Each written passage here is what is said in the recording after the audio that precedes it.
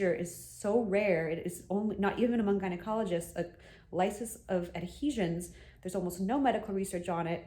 Only a few doctors in the world really know about it and do it. So if something goes wrong from it, you're shit out of luck. Like, you're talking to pelvic pain experts, surgeons, and they've never heard of this procedure before. That's been my life the last 3 years. Anyway, I did the scar band procedure, and it didn't hurt because they used appropriate amount of anesthetic this time, and it looked awful. I was looking at myself now to try to figure things out. I had never in my life really looked before. And again, I waited to heal, and I didn't get worse, but I didn't get better either. And the thing looked exactly the same. Like, all that was different is that now there was like a cut mark that healed. It's like, when you think about it, actually cutting it is more likely to create a scar band. But yeah, just nothing changed. And it's like, yeah, because he didn't even touch the actual thing I was saying, hey, look, this is red, swollen, hurts. Like, that wasn't even touched. So I had to be like, that whole thing didn't work. And I had to pay for this, mind you, hundreds of dollars, thousands, I think, for the first failed procedure, the second that left me with permanent damage, the second failed procedure. He proceeded to bring me in for more ridiculous things. He had me do this device called the shockwave, which is like a supersonic sound wave device for healing from like big like knee surgery to like tissue inflammation.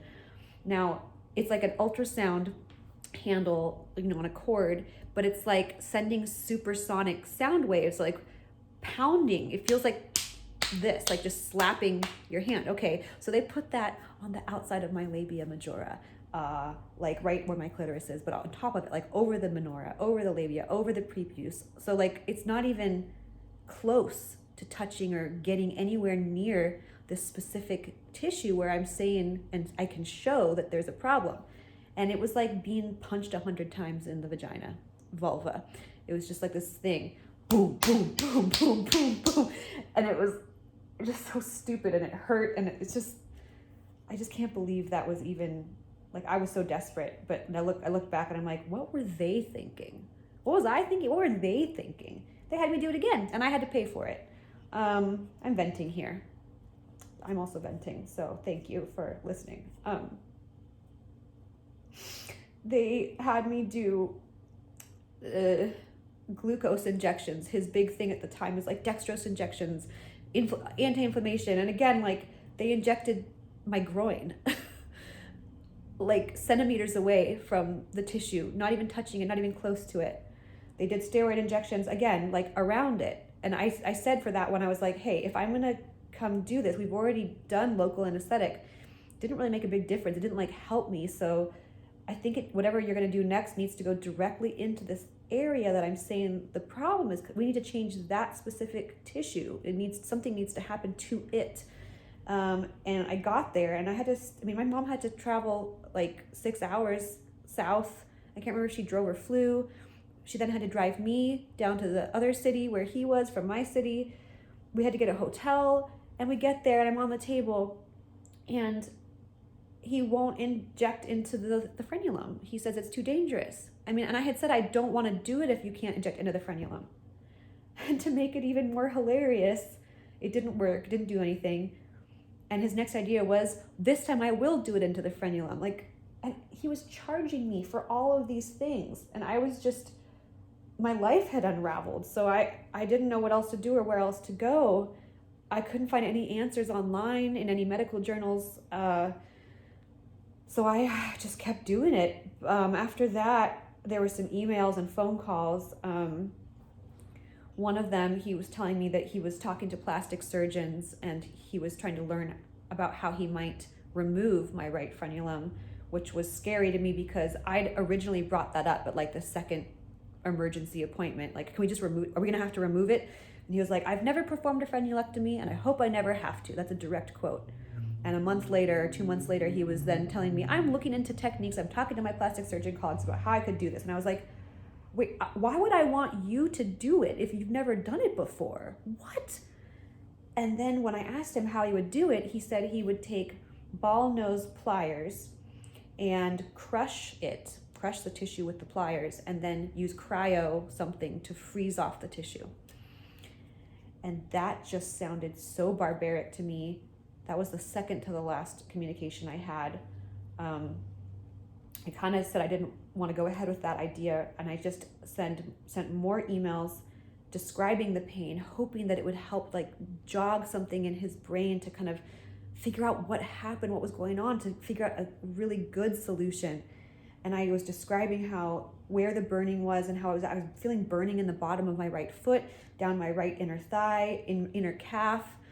And he wrote me back, and he told me at this point that because I had foot and leg pain, this must be my sciatic nerve. And he said that because I had a 3 millimeter annular tear, which actually it's not even a tear, it's a bulge, in my L5S1, which is like the most common place to have an annular bulge, 3 millimeters is tiny, that was causing all this pain. Now, he asked me to get that MRI. Again, he'd asked me to get it with his colleague down where he is, and I insisted on getting it done through my insurance, so I didn't have to pay for it. So if you're ever seeing this doctor or any doctors like this that don't accept insurance, don't let them do this.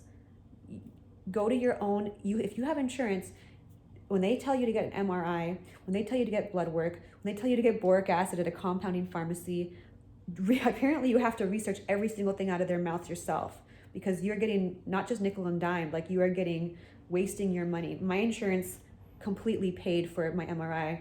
They should be paying for blood work like I had to get. So unfortunately, my story about this doctor isn't even over yet. There's still more. So one of the things he did was he had a trainee doctor with him.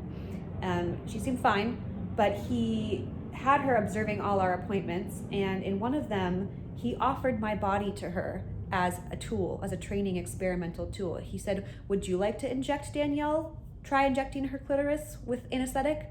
And I was just like, what? And then I was like, wait, what? I'm paying for you to do this stuff. You said you're going to do it. She said she's observing.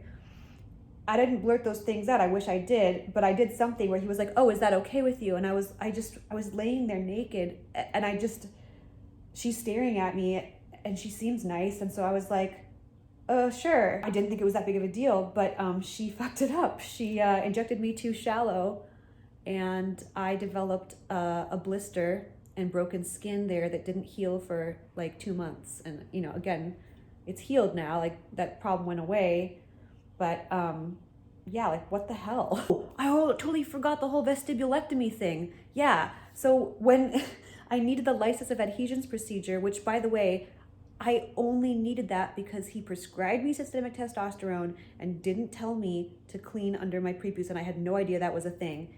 That whole procedure, I would not have even needed it if he had done his job. So I need that because of him. Then, because of that, and only being on the testosterone for 2 months, he said, well, how about I just throw in the lysis of adhesions procedure during a vestibulectomy? Well, the vestibulectomy is a $10,000 surgery. It's very invasive. It's a major surgery. People have to take weeks off of their lives. They need care for it. I'm an adult. I don't have a partner. I live at the time I had a roommate. Like, she can't care for me. I would need to coordinate my family, my mom in her 70s, to do major caregiving for me and coordinate with my roommate. Like, it was not something I could just do at the drop of a hat. But I was in acute suffering because of the balanitis situation. And so I was on the phone with him trying to explain to him that, first of all, I was in no position to just get a vestibulectomy next week or 2 weeks from now. I needed this pain to stop like ASAP. And that furthermore, like, his book says that people need to use testosterone replacement for hormonally mediated vestibulodynia for 4 to 6 months. And the last I heard from a very knowledgeable physical therapist is that people with, visibly low, abnormally testosterone, the medical history that I have, like, as this doctor himself said, textbook hormonally mediated vestibulodynia, can sometimes need a full year on testosterone replacement to repair their tissues. I mean, I'd been on the pill for 15 years. I started it when I was 15. I was on the low-dose pill. In his own research, I'm like the worst case scenario classic hormonally mediated vestibulodynia patient who gets it really bad. So yeah, I was like, no way, man. Like, I'm not getting a vestibulectomy after doing only 2 months on this stuff. Like, that's nuts. your own book, your own research says that I should keep using it. And like, we hadn't even measured my blood work yet. Like he talked about measuring your blood work, seeing if you were actually able to raise your testosterone, all this stuff. Whew, that was a lot to get through. I kind of doubt anyone really listened to the whole thing, but if you did, please let me know, because that would mean a lot to me. I know it's just like so much going on, and if you have any questions, please ask me. It will help me make hopefully shorter videos and specific videos, helping people, like point you in the directions that you might be able to look into things, because I know it's so hard, and there's just so much. Even in my video, it's like years of research that I've had to do to pick up on this knowledge. And I mean, I wish I had been spending my time and energy doing other things in life, unless I was going to get paid to have all this medical knowledge. But on the other hand, I hope that I can help people and push forward the physiological science in the pelvic area of female people that really is not known or studied appropriately, and it leads to all sorts of problems that we don't deserve. So yeah, hopefully we can all get through this, and we can keep sharing our knowledge and experiences to push for the better future.